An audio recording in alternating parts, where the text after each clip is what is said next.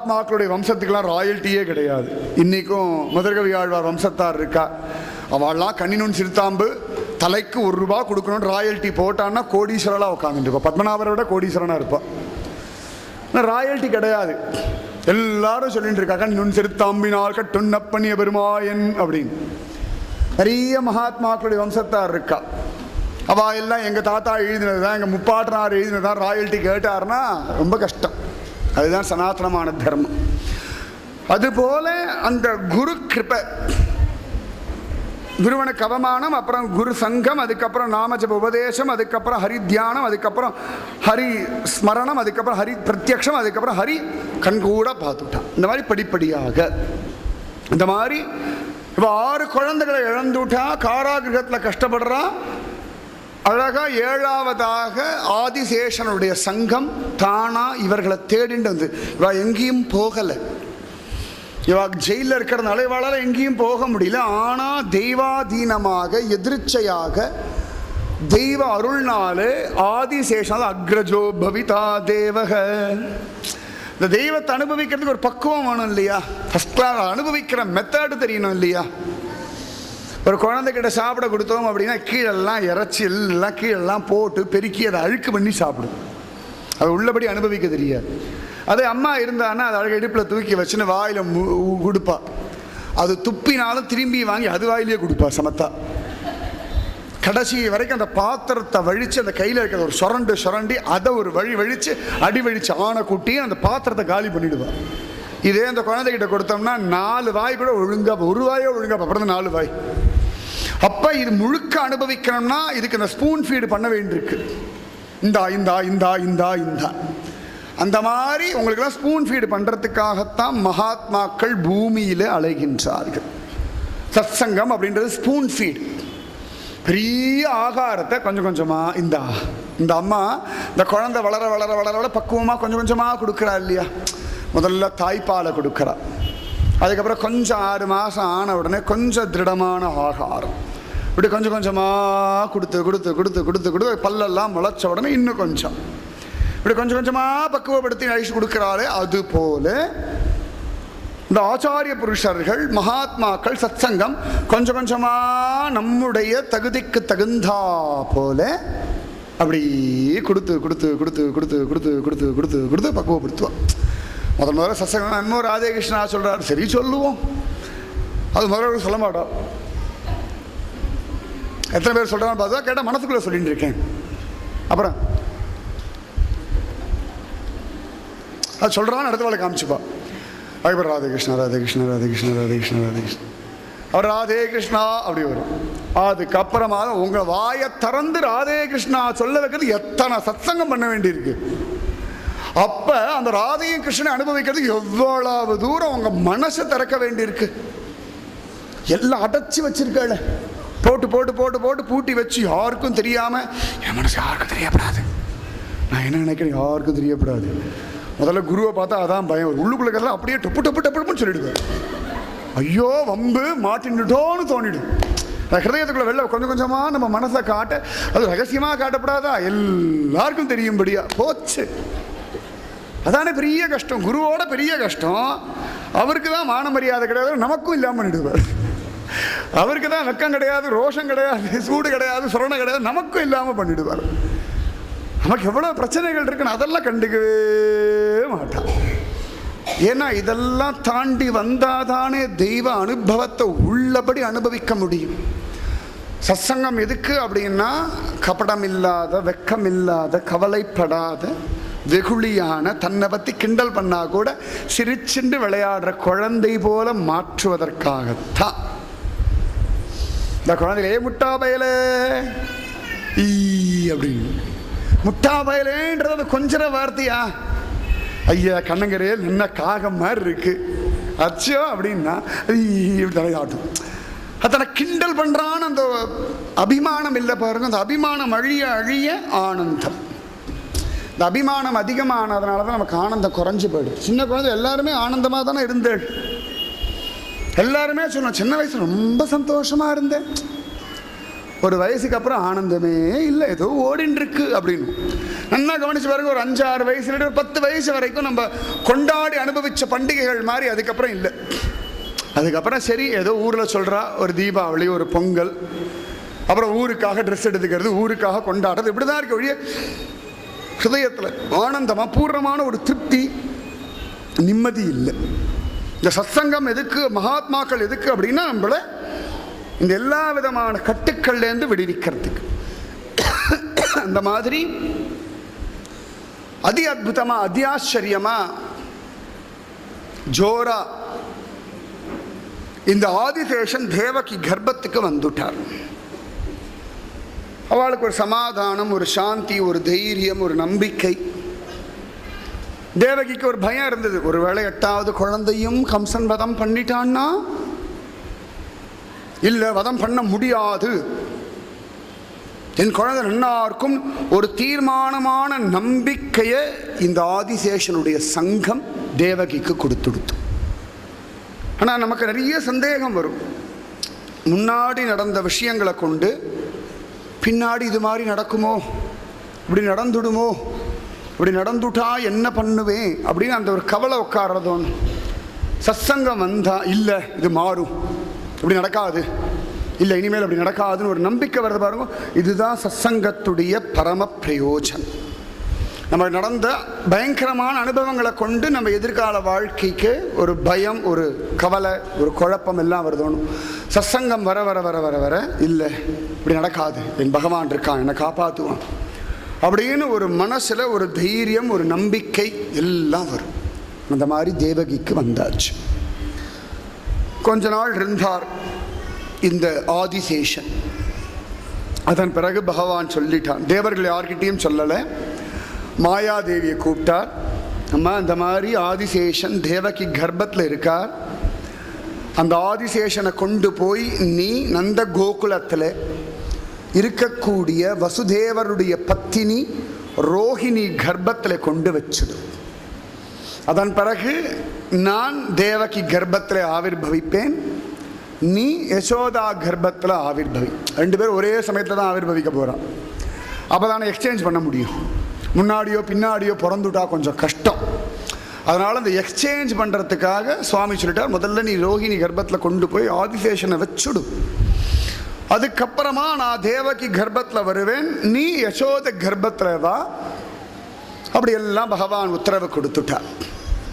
அழகா ஆச்சரியமா அவளும் சரின்னு சந்தோஷமாக வந்தா. தேவகி கர்ப்பத்தில் இருந்த ஆதிசேஷனை அவரை பார்த்து கைகூப்பின்னு, இந்த மாதிரி சுவாமி உங்களை இடம் மாற்றி வைக்க சொன்னார், நீங்கள் தப்பாக எடுத்துக்கப்படாது, நானே பண்ணுறேன்னா கோச்சிக்கப்படாது அப்படின்லாம் சொல்லிட்டு அவரும் சிரிக்க, அவருடைய உத்தரவோடு யாருக்கும் தெரியாமல் ஒரு ராத்திரியில் தேவகி கர்ப்பத்திலேருந்து அவரை கொண்டு போய் ஆச்சரியமாக ரோஹிணி மாதாவுடைய கர்ப்பத்தில் வச்சுட்டார். சாதாரணமாக எல்லாரும் எவ்வளவோ வாட்டி பிறந்துட்டோம். ஒவ்வொரு ஜன்மாவிலையும் ஒரு அம்மாவோட கர்ப்பத்திலேருந்து தான் வந்திருக்கும். புனரப்பி ஜனனம் புனரப்பி மரணம் புனரப்பி ஜனனி ஜடரே சயனம் அப்படின்னு. ஆனால் இந்த பலராமர் மட்டும் ஒரே ஜன்மாலேயே 2 அம்மா கர்ப்பத்தில் இருக்க. ஒரு அம்மா கர்ப்பத்தில் இருக்கிறதே பெரிய கஷ்டம், பெரிய இம்சை அப்படிதான் சொல்கிறார். நம்ம இதெல்லாம் வசத்தின்றோமோ, பெரியவா சொல்கிற உலகத்தில் எதிராக ரொம்ப கஷ்டம்னா கர்ப்பவாசம் தான் கஷ்டம். ஒரு தாயாருடைய கர்ப்பத்தில் இருப்பதை போல சிரமமான விஷயம் உலகத்தில் இனிமேல் கிடையாது. மரணம் கூட அவ்வளோ கஷ்டம் இல்லைன்றான். இந்த உலகத்தில் பிறந்து வாழணும் பாருங்கோ, அது கூட கஷ்டம் இல்லையா. இந்த தாயாருடைய கர்ப்பத்தில் இந்த 9 மாதம் சிறை வாசம் இருக்கு பாருங்கோ, அதுபோல கஷ்டமான விஷயம் இனிமேல் எதுவுமே கிடையாது. நம்மெல்லாம் அந்த கஷ்டத்தையும் அனுபவிச்சுட்டு வெளில வந்துட்டோம். அதனால் வாழறது ஒரு கஷ்டமே கிடையாது. தாயாருடைய கர்ப்பத்தில் அம்மா பாட்டுக்கு ஜம்முன்னு நன்னா, அது கர்ப்பவதினா கேட்கறதெல்லாம் வேற கொடுப்பாளே. சில பேர் நல்லா பச்சை மிளகாவா சாப்பிடுவோம், குழந்தைக்கு 10 வரும், உடம்பெல்லாம் 10 எரியும், அப்போ 10 வரும். இப்படி திங்கிறிய நான் உள்ளே இருக்கேன், ஏதான உனக்கு அறிவு இருக்கான்னு கேட்கணும்னு தோணும். கேட்டாலும் அம்மா காதில் விழாது. இந்த வெள்ளையாவது 4 திருத்துட்டுருவாங்க, கொஞ்சமாக அறிவு இருக்கா என்ன, ஏன் பெத்தனாவது கேட்குறோம். கர்ப்பத்தில் அது கூட கேட்கணும், ரைட்ஸே கிடையாது. ரொம்ப கஷ்டம். கை காலை மடக்கிண்டு நம்ம முட்டியில் நம்ம மூக்கு போய் முட்டிக்கும் அப்பப்போ. அது அம்மா ஆடினாலும் அம்மா கவந்து படுத்தாலும் டம்னு ஒரு முட்டு, நம்ம முட்டிலே ஒரு முட்டு. இந்த கையை வேற இப்படி வச்சுட்டு கையை நீட்ட முடியாது, காலை நீட்ட முடியாது, அப்பான்னு சோம்பல் முறிக்க முடியாது. அம்மா என்ன சாப்பிட்றாளோ அதை சாப்பிட்டே ஆக வேண்டிய தலையெழுத்து. அம்மா எங்கே போகிறாளோ அவளோட போக வேண்டிய தலையெழுத்து. அம்மா கோச்சுண்டு சமயத்தில் அடிச்சுட்டு அழுதானே அது வேற டென்ஷன். நிறைய டென்ஷன் இருக்குது. கர்ப்பவாசம் போல இனி ஒரு கஷ்டம் உலகத்தில் கிடையாது. நன்னா வச்சுக்கோங்க, உலகத்தில் பெரிய கஷ்டம் கர்ப்பவாசம். குழந்தைக்கு அவ்வளவு பெரிய கஷ்டம் அது. கபிலர் சாங்கிய தத்துவத்தை ரொம்ப அழகாக சொல்கிறேன், எவ்வளவு கஷ்டம் அந்த கர்ப்பவாசம் அப்படின்னு. அதனால தானே புனரப்பி ஜனனி ஜட்டரே சயனம் வேண்டாண்டா அப்படின்றார் ஆதிசங்கர பகவத் பாதர். அந்த மாதிரி அந்த கஷ்டம் இதில் ஒரு அம்மா வயிற்றுலேருந்து இன்னொரு அம்மா வயிற்றுக்கு வேற. ஒவ்வொரு தாயுடைய கர்ப்பப்பை ஒவ்வொரு விதமாக இருக்கும், பலகீனமாக இருக்கும், நிறைய உண்டு இல்லையா உலகத்தில் பார்க்குறோமே. இவர் கொஞ்ச நாள் இங்கே இருந்தார், திருப்பி அங்கே போயிட்டார். எதுக்கு அப்படி டிரான்ஸ்ஃபர் பண்ணணும்? ஆரம்பத்திலேயே நேர ரோகிணி கர்ப்பத்தில் வந்தால் யாரா வேண்டான்னு சொல்ல போகிறாளா? ஆரம்பத்திலேயே அவர் நேரம் வந்திருந்தாருன்னா பகவான் 7ஆவதாக வர வேண்டியிருக்கும். அது ஒரு கஷ்டம் இருக்குது. இல்லாட்டி ஸ்பெஷலாக 7ஆவதாக மரணம் அடைகிறதுக்கு யாராவது ஒருத்தரை பிடிக்கணும், அது அதை விட கஷ்டம். பகவான் பார்த்தோம் 6 பேர் ஏற்கனவே அவளுடைய பூர்வ ஜென்ம கர்ம வினையினால அவளுக்கு பிறந்தவொன்னே மரணம்னு இருக்குது. பார்த்தா 7ஆவதாக யாரை கொண்டு வந்து விடுறது? தேவகி கர்ப்பத்தில் 7ஆவது கணக்கு இருக்கணும், ஆனால் அது இருக்கப்படாது. இது ரொம்ப கஷ்டம் இந்த கணக்கெல்லாம்.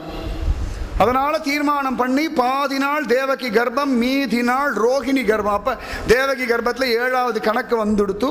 ஆனால் தங்களை கம்சனுக்கும் இல்லை உலகத்துக்கும் இல்லை, ஆனால் உலகத்துக்கும் உண்டு. ஆனால் தேவகி வழியாக கிடையாது, ரோகிணி மாதா வழியா. இவ்வளவு தீர்மானம் பண்ணி ஆச்சு. ரோகிணி கர்ப்பத்துக்கு பலராமன் போயாச்சு. ஏன்னா பகவான் பிறந்த உடனே கோகுலம் போகணும்னு தீர்மானம் பண்ணிட்டான்.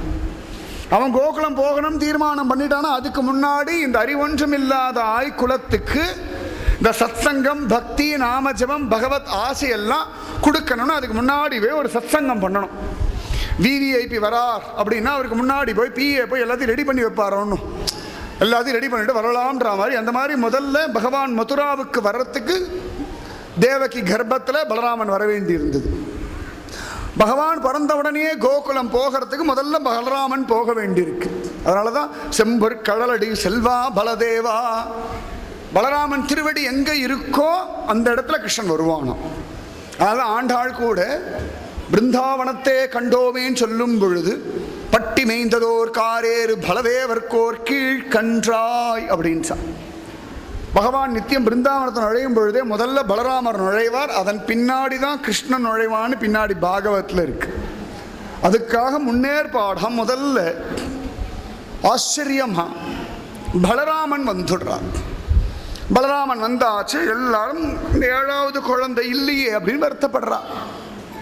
தேவகி பார்த்தா ஒரு விதத்தில் அவளுக்கு சந்தோஷம். நல்ல வேளை அந்த குழந்தை பிறந்து இறந்து போகிறத நான் பார்க்கல, நான் பாக்யவதின்னு நினச்சுட்டான். அதே சமயத்தில் ரோகிணி தேவி கர்ப்பவதி ஆயிட்டா. அவள் நினச்சா நான் பாக்யவதி நினச்சா. அதை விட யசோதா நந்தகோபர் நந்தகோகுலம் பாக்யம் அப்படின்னு நினச்சுடுத்து.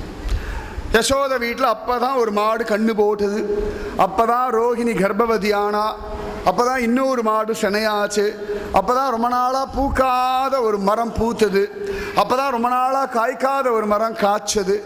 என்னமோ சுப சகுனங்களாகவே வந்துட்டுருக்கான். உடனே யசோதை சொன்னா நான் இந்த வாட்டி கர்ப்பவதி ஆயிடுவேன். எல்லாரும் கேட்டால் என்னடி சொல்கிறாய்? நான் ரோகிணி கர்ப்பவதி ஆயிருக்கா, அதனாலே நானும் கர்ப்பவதி ஆவேன். இது என்ன ஒருத்தர் கொட்டாய் வந்து அடுத்த வாரம் கொட்டாய் வரா மாதிரியா? அப்படின்னு ஒருத்தர் கொட்டாய் விட்டால் லைன் எல்லாருக்கும் வரும். அந்த மாதிரி. ஆனால் அறிவொன்றும் இல்லாத ஆய்குலம். ஆனால் சில விஷயம் என்னமோ தெரியல, எனக்கு தோன்றதுன்னு சொல்லுவோம் இல்லையா, உள்ளுணர்வுன்னு. அந்த மாதிரி அந்த உள்ளுணர்வை சொன்னால் எனக்கு என்னமோ தெரியலை. இப்போ ரோகிணி மாதா கர்ப்பவதி ஆயிருக்கா, மாடு ஒன்று சனையாயிருக்கு, மரம் பூத்துருக்கு, காய் விட்டுருக்கு, அரும்பு விட்டுருக்கு, என்னமோலாம் சொல்கிறா. நிறைய நம்மளே பார்ப்போம், என்னமோ சுப சகுனங்களாக தெரியறது அப்படின்னு நிறைய இடங்கள் நான் பார்த்துருக்கேன். அந்த மாதிரி ஆச்சரியமாக எல்லாம் சுப சகுனங்களாக நடந்துருக்கு. ஆச்சு கொஞ்ச நாளில் பகவான் வசுதேவருடைய ஹிருதயத்தில் ஆவிர்பவிச்சா. நிஜமாவே இந்த பகவான் உள்ளுக்குள்ள ஆவிர்பவிக்கிறத உணர முடியும். அழகா ஆவிர்பவிச்சுட்டாராம். மனக ஆனக துந்துபே அப்படின்ச்சா. பகவான் அப்படி விஸ்வாத்மா பக்தானாம் அபயங்கர ஆவிவேஷ அம்சபாகேன மனக ஆனக துந்துபே. இந்த ஆனக துந்துபின்ற வசுதேவர் ஹிருதயத்தில் கண்ணன் அப்படியே ஆவிர்பவிச்சுட்டான். அதே சமயத்தில் நந்தகோபர் ஹிருதயத்தில் மாயாதேவி ஆவிர்பவிக்கிறார். அழகா வசுதேவர் தேவகியின் இடத்துல தன்னிடத்துல இருந்த விஷ்ணு கலையை ஒப்படைக்கிறார். நந்தகோபர் இடத்திலிருந்து யசோத கர்ப்பத்துக்கு அந்த மாயாதேவியும் பிரயாணப்படுறார். தேவகியும் கர்ப்பவதி ஆயாச்சு, யசோதையும் கர்ப்பவதி ஆயாச்சு.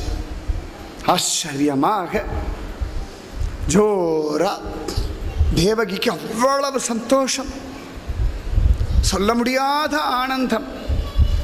கோவிலுக்கெல்லாம் போகிறோம், அவ்வளோ சந்தோஷமாக இருக்கு. கவலைகள் இருக்கு, வீட்டில் பிரச்சனைகள் இருக்கு, உடம்புல வியாதிகள் இருக்கு. ஆனால் கோவிலில் போய் பகவானை பார்த்தோன்னா பாடா ஒரு க்ஷணமாவது ஒரு திருப்தி வருதா இல்லையா? திருப்பதி ஸ்ரீனிவாசனை பார்க்க போகிறோம், ரொம்ப நேரம் லைனில் நிற்கிறோம், வேர்க்கிறது, உடம்பெல்லாம் கிளச்சி போச்சு, காலெல்லாம் கெஞ்சறது, வயிறோ கிள்றது பசியில், கண்ணோ சொருகிறது, அப்படி படுத்தா தேவலையேன்னு இடுப்பு கைகாலெல்லாம் விட்டு போகிறது. ஆனால் கொஞ்சம் கொஞ்சமாக நெருங்கி அந்த ராஜகோபுரத்தை தாண்டி அந்த லைனில் நின்று அப்பாடா அப்படி பார்க்க போகிறோன்னு ஒரு தெம்பு வரும். 8 மணி நேரம் 9 மணி நேரம் 5 மணி நேரம் லைனில் நின்று இருப்போம். அப்படியே அந்த கூட்டத்தை கடக்கட அப்போ தான் எல்லாருக்கும் ஒரு வேகம், எல்லாரும் தள்ளுவான், நம்மளும் தள்ளுவோம், பின்னாடி இருக்கவாலும் தள்ளுவோம். தள்ளி தள்ளி தள்ளி தள்ளி தள்ளி கரெக்டாக அங்கே போனால் அவள் ஜரகண்டின்னு அவள் தள்ளுவாள். அப்போதான் யாரும் தள்ள மாட்டா. இது ரொம்ப ஜோர் என்னன்னா, அந்த பக்கத்தில் போனால் யாரும் தள்ள மாட்டா. அவளுக்கு தெரியும் யாரும் தள்ள மாட்டா, அவளே தள்ளி விட்டுறா ஜரகண்டி. அவ தள்ளுவா. இந்த முட்டல் மோதல், இந்த 8 மணி நேரம் வலி, வேதனை, பிரயத்தனம், கவலை எல்லாம் சேர அந்த ஒரு க்ஷண நேரத்தில் மலையப்ப சுவாமியை பார்த்தா மாதிரி ஒரு தோணல் வருது. பார்க்கல, பார்த்தா மாதிரி தோணப்பா கோவிந்தா கோவிந்தா. உடனே யாரோ ஒரு சத்தம் போடுவா, உடனே எல்லாரும் கோவிந்தா கோவிந்தா அப்படின்னு. இப்படி 3 கோவிந்தா சொல்றதுல வெளில வந்து நிற்போம். அப்பாடா நல்லா பார்த்துட்டேன். 3 கோவிந்தா தான் சொல்ல முடியும் அந்த கேப்ல, அதுக்கு மேல சொல்ல வாய்ப்பே கிடையாது. ஆனா அந்த 3 கோவிந்தால ஒரு திருப்தி, சுவாமி நன்னா பார்த்தாச்சு அப்படின்னு உடனே அவ்வளவு சந்தோஷம். இனிமேல் கவலை எல்லாம் சரியா படும், இனிமேல் பிரச்சனை எல்லாம் சரியா படும், இனிமேல் என் வாழ்க்கை பிரகாசமா இருக்கும், நான் நன்னா இருப்பேன். வெளில வந்துட்டு தான் பிரார்த்தனையே பண்ணுவோம். மலையப்ப சுவாமி கிட்ட பண்ண நின்றுலாம் பிரார்த்தனை பண்ணவே முடியாது. அது வரைக்கும் ஒரே பிரார்த்தனா இருக்கும், உன்னை பார்த்துட்டா தேவலப்பா. அது மலையப்ப சுவாமியோட விசேஷம். மற்ற சுவாமியெல்லாம் நேராக போய் நிற்க வச்சுருவாரா, லிஸ்ட் எடுத்துன்னு போயிடுவோம், இது வேணும் அது வேணும் அது வேணும் இது வேணும்னு. மலையப்ப சுவாமி கிட்ட போனால் பெரியவாள்லேருந்து சின்னவா வரைக்கும், அம்மா எப்போவா சாமியை பார்ப்போம் அப்படிதான் கேட்கும் குழந்தைங்க.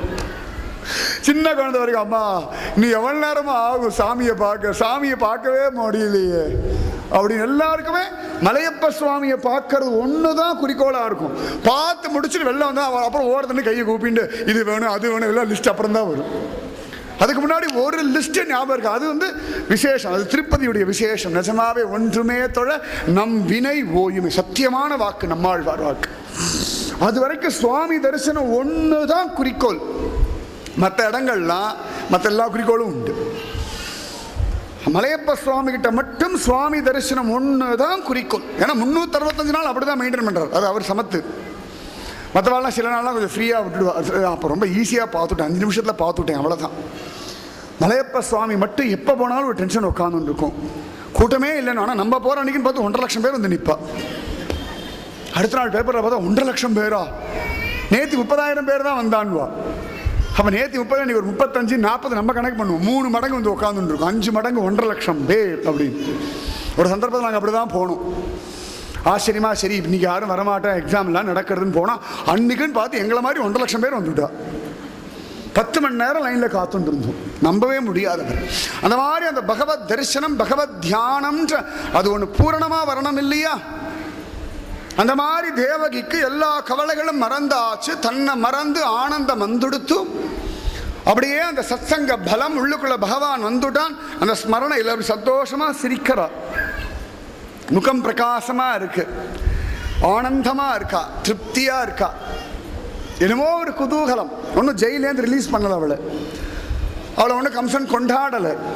அவள் இழந்த 6 குழந்தைகள் கிடைக்கல, அவள் தொலைச்ச 7வது குழந்தை காண கிடைக்கல. ஆனாலும் இதை தாண்டி ஒரு சந்தோஷம், ஒரு நிம்மதி, ஒரு ஆனந்தம், ஒரு திருப்தி, ஒரு நம்பிக்கை. எத்தனை பேர் உட்காந்துருக்கு, கொஞ்ச நேரம் உட்கார்ந்த உடனே ஒரு சந்தோஷம், ஒரு நம்பிக்கை, ஒரு தைரியம், ஒரு திருப்தி வருது இல்லையா? அது போல அந்த இழந்த எதையும் அவ திரும்பி அடையலாம். ஆனாலும் இதெல்லாம் ஒரு இழப்பில்லைன்ற ஒரு புத்தி வந்துடுத்து. அது நஷ்டமா இல்லையான்னு முடிவு பண்றது நம்ம மனசு தான். நல்லா ஞாபகம் வச்சுக்கோங்க, இது நஷ்டம்னு நம்ம நினைச்சா அது நஷ்டம், இது நஷ்டம் இல்லை நம்ம முடிவு பண்ணா அது நஷ்டம் இல்லை. மன ஏவ மனுஷியானாம் காரணம். ரொம்ப யாராவது படுத்துட்டே இருக்கா அப்படின்னா அவன் எங்கேயாவது ஊருக்கெல்லாம் கிளம்பி போனா அப்பாடா தொந்தரவு விட்டுதுன்றோம், அது நஷ்டம்னா சொல்கிறோம். அதே யாராவது நல்ல உதவி பண்ணிகிட்டே இருக்கா அவள் திரும்பி ஊருக்கு வளரா நஷ்டமாயிடுது. அப்போ நம்ம மனசு தான் இது நஷ்டம் இது லாபம் அப்படின்னு சொல்கிறது. குழந்தைகள்லாம் எக்ஸாம்லாம் முடிஞ்சுட்டு சம்மர் ஹாலிடேஸ் விட்டு ஐயோ ஸ்கூல் நஷ்டமாயிடுதுன்னு வருத்தப்படுது. அப்பாடா ஸ்கூல் முடிஞ்சது 2 மாதம் தொந்தரவு இல்லை. அம்மா சொல்லுவா ஐயோ நாளையிலேருந்து லீவாச்சு, இவ்வளோ நாள் நிம்மதியாக காலங்காத்தால் ஏதோ டப்பாவை கட்டி துரத்தி விட்டுட்டு இருந்தேன், சாயங்காலம் வரும், காத்தால் ஏதோ டிஃபன் கொடுப்பேன், மத்தியானம் ஒரு டப்பா கொடுப்பேன், ராத்திரி ஏதோ பண்ணி கொடுப்பேன், ஏதோ வீட்டில் ராத்திரி மட்டும் இருக்கும், அப்பப்போ நை நச்சரிக்கும், இனிமேல் டெய்லியே நச்சரிக்குமே. குழந்தைக்கு லாபம், அம்மாவுக்கு நஷ்டம். எதை சொல்கிறது? இப்படி தான் வாழ்க்கை. லாபமும் நஷ்டமும். கரண்ட் போயிட்டே இருக்கு அப்படின்னு நம்ம நஷ்டம்னு நினைப்போம். இந்த இன்வெர்டர் இருக்கிறவாள் நல்ல லாபம், கரண்ட் போயிட்டே இருக்கு அப்பாடா. ஊரெல்லாம் மழை பெஞ்சா அப்பாடா, நான் தூத்துக்குள்ள மழை பெஞ்சா அச்சோ அப்படின்வா. ஆனால் இப்போ வேற வழியில் அப்பாடான்னு மழை பெய்யணுன்ற நிலைமை வந்துடுத்து. ஆழிமழை கண்ணா ஒன்று நீ கைகரவேல் ஆழியுள் புக்கு முகந்து கொடு ஆர்த்தேரி ஊழி முதல்வன் உருவம் போல் மெய்கருத்து பாழியம் தோளுடை பற்பனாபன் கையில் ஆழி போல் மின்னி வளம்புரி போல் நின்றதிர்ந்து தாழாதே சார்கம் உதைத்த சரமழை போல் வாழ உலகினில் பெய்திடாய் நாங்களும் மார்கழி நீராட மகிழ்ந்தேலோர் எம்பாவாய். ஆச்சரியம், தேவகிக்கு அவ்வளவு நஷ்டம் வந்தாச்சு. அத்தனையும் தாண்டி பக்தி பண்ணிட்டு இருக்காள், நாமஜபம் பண்ணிட்டு இருக்கா, பகவான் அவ கர்ப்பத்தில் வளர்ந்துட்டு இருக்கான். தேவர்கள்லாம் பார்த்துட்டா. ஏன்னா தேவகியை பற்றி அங்கே பிரஸ்தாபமே கிடையாது. வசுதேவ கிரகே சாட்சாத் பகவான் புருஷ பரக ஜனிஷ்யத்தேன்னு சொன்னார் ஒழிய தேவகி மாதாவுடைய கர்ப்பம்னு சொல்லல. வசுதேவர் வீட்டில் பிறக்க போறார், இவ்வளவுதான் சொல்லிட்டார். உடனே எல்லாரும் அப்போ தேவகி தான் பகவான் இந்த ஜென்மாவில் பெற்றெடுத்துக்கக்கூடிய தாயா அப்படின்னு அப்போ தான் தேவர்களுக்கெல்லாம் புரியறதான். யசோதா மாதாவுடைய கர்ப்பத்திலையும் குழந்தை வளர்றது. அவளும் வழிச்சு லேகிமா சாப்பிட்டு இருக்கா. அந்த கயிறை கட்டுறா, இந்த கயிறை கட்டுறா. இங்கே தேவகிக்கு ஒரு சீமந்தம் எதுவுமே பண்ணலை, இப்படியே இருந்துட்டு இருக்கா. தேவர்கள்லாம் பார்த்தார்கள், அழகா காராகிரகத்துக்கு வந்தார்கள். ஆச்சரியமா ஜோரா பகவான ஸ்தோத்திரம் எல்லாம் பண்ணார்கள், பகவான சரணாகதி பண்ணார்கள். ஏன் முன்னாடியே வர வேண்டியது தானே, முன்னாடியே வர வேண்டியது தானே. ஆச்சரியமா தேவகி கர்ப்பத்தில் ஒரு 8வது குழந்தை அப்படின்னு அசரீரை சொல்லித்து. இருந்தாலும் தேவர்களுக்கு ஒன்றும் பெருசாக புரியல. ஏன்னா பகவான் நம்ப முடியும், எப்படி வேணா கணக்கு மாற்றுவார் அப்படின்னு தெரியும் வாழ்க்கை. அதனால அழகா வாழலாம். தேவகி கர்மம் இப்போ கன்ஃபார்ம் ஆகிடுத்து. அழகா எல்லாரும் வந்தார்கள், ஸ்தோத்திரம் எல்லாம் பண்ணார்கள். அழகா இந்த மாசங்கள்லாம் அப்படி கணக்கு பண்ணித்து. இப்போ கர்ப்பவதி ஆயிருக்கானா ஆடி ஆவணி புரட்டாசி, அப்போ ஆவணியாக தான் இருக்குமோ அப்படின்னு அவனே ஆணி எனக்கு தான் அப்படின்னு. உடனே ஐப்பசி சிரிச்சது. நம்புறதுக்கு இல்லை, ராமச்சந்திரமூர்த்தி 12 மாதம் இருந்தார். 12 மாதம் இருந்தார், சொல்றதுக்கு இல்லைம்மா அப்படின்னு. உடனே ஆவணி கிருஷ்ணா கிருஷ்ணா கிருஷ்ணா கிருஷ்ணா கிருஷ்ணா கிருஷ்ணா கிருஷ்ணா கிருஷ்ணா ஜபிக்க ஆரம்பிச்சோம். மாசமே மாறும்னா நட்சத்திரம் கேட்கவே வேண்டாம். 27 நட்சத்திரமும் அப்படியே பிரம்மதேவா பிரம்மதேவா பிரம்மதேவான்னு ஜபிச்சுட்டு இருக்கான். குருவே சரணம் குருவே சரணம். ஏன்னா எங்க பலத்தினாலே கிருஷ்ணன் எங்க இடத்துல வரமாட்டான், உம்முடைய அனுகிரகத்தினாலே வந்தால் உண்டு அப்படின்னு ஜபிச்சாலும். அப்படியே நாள் நெருங்கின் இருக்கு. கம்சனுக்கு அனுகிரகம் கிடைச்சுடுத்து. ஆசீனகம் விஷன்னு திஷ்டன்னு புஞ்சானக பர்யட்டன் மகிம் சிந்தையாமோ ரிஷிகேஷம் அபஷ்யத் தன்மயம் ஜகத்து. கம்சனும் எல்லா இடங்கள்லையும் கிருஷ்ணனை பிரத்யக்ஷமா பார்த்துடுவான். சங்கு சக்கர கதா பத்ம பாணியாக வீட்டு ஸ்க்ரீன்லேருந்து, அவன் படுத்துக்கிற படுக்கையிலேருந்து, சாப்பிட்ற தட்டுலேருந்து, சாப்பிட்ற ஆகாரத்திலேருந்து, பூமியிலேருந்து அவன் நிழல் வரைக்கும் சங்கு சக்கர கதா பத்ம பாணியாக நாராயணனா தெரியும். அதான் பயந்து போயிட்டான். நம்ம நிழல் நம்மள மாதிரி இருக்கணும். திடீர்னு 4 கையோட சங்கு சக்கரம் வச்சுருந்தா பயமாக இருக்குமா இருக்காதா? சமயத்தில் நம்ம நிழலை பார்த்தா நமக்கே பயமாக இருக்கும் வச்சுக்கோங்க. அதோட ரூபம் அப்படி இருக்கிறது. ஆனால் இவன் திடீர்னு பார்க்கணும், ராஜா அப்படின்னு ஒருத்தன் கத்துறான் சேவகன். என்னடா ஆச்சு அப்படின்னா, உங்கள் நிழல் என்னடா ஆச்சு அப்படின்றான். பார்த்தா 4 திருக்கைகளோட சங்கு சக்கரம் வச்சுன்னு ஒரு ஆள் நிற்கிறான். ஐயோ அவன் ஓடுறான், பின்னாடி அவனும் ஓடி வரான். பிரபு அப்படி அல்லவா ஓடி வரணும்.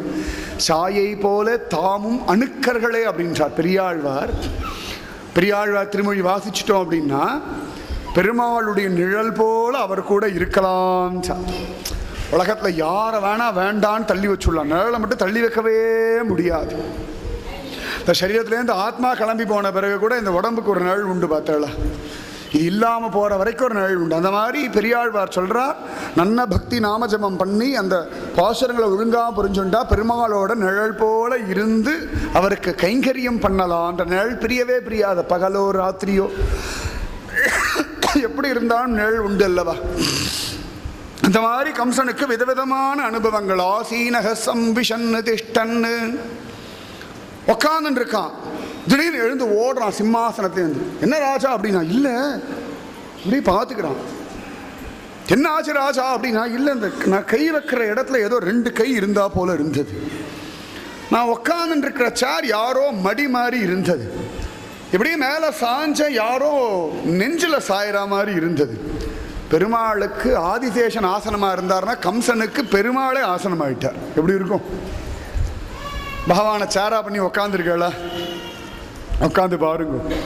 பெருமாளுடைய காலம் மடக்கி இப்படி சேர் மாதிரி உட்காந்துட்டு இருக்க, அப்படியே வா அப்படி நம்ம மடியில் குழந்தைய வச்சுட்டு அப்படி இருக்கும். அந்த மாதிரி கம்சன் பெருமாள் மடியில் ஆசீனக சம்விஷன்னு திஷ்டன்னு அழகா ராத்திரி இப்படி படுத்துட்டு இருக்கான்.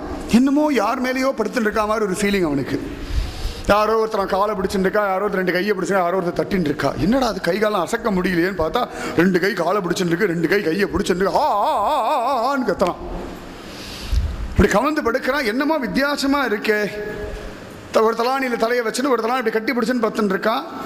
யாரையோ கட்டி பிடிச்சுட்டு இருக்கோம், தலகாணி மாதிரி இல்லையேன்னு பக்கத்தில் சதுர்புஜ ரூபமாக நாராயணன் படுத்துருக்கார். என்னடா கம்சா சௌக்கியமா? அலறி இடிச்சுன்னு எழுந்துக்கிறான். தலகாணி ஒரு தள்ளு தள்ளுறான், ஓடுறான், இடிச்சு முட்டி நிற்கிறான். சேவகர்கள் எல்லாம் ஓடி வந்தான். அந்த கட்டில் யாரோ படுத்துட்டு இருக்கான், போய் பாரு அப்படின்னு சார். பார்த்தாங்க 2 தலகாணி தான் இருக்காரு, ஒன்றும் இல்லை. சமயத்தில் அழகா மகாராஜா அப்படின்னு ஒருத்தன் தேய்க்கிறான். டேய் டேய் டேய்னு கத்துறான். இந்த மகாராஜான்னு சொல்றவனுக்கு 4 திருக்கைகள் இருக்கு. சங்கு சக்கர கதாபத்மபாணிய மகாராஜா. ஆசீனக சம்விஷன்னு திஷ்டன்னு புஞ்சானக பர்யடன்மயம் சிந்தையாமோ ரிஷிகேஷம். சமயத்தில் அழகா சாதம் போடுறான். சாதமெல்லாம் பார்த்தா இந்த ரெட்டை வாழைப்பழம் மாதிரி அரிசியெல்லாம் 4 நாளாக நிற்கிறது. இப்படி ஒன்று நிற்கிறது, இப்படி நிற்கிறது, இப்படி நிற்கிறது. இப்படி முழிச்சு பார்க்குறான். கொச்சன்னு சதுர்புஜ நாராயணன் கொச்சன்னு சாதமாக நிற்கிறான். என்ன சாப்பிடு. கத்திரிக்காய் பார்த்தா 4 கையோடு நிற்கிறது.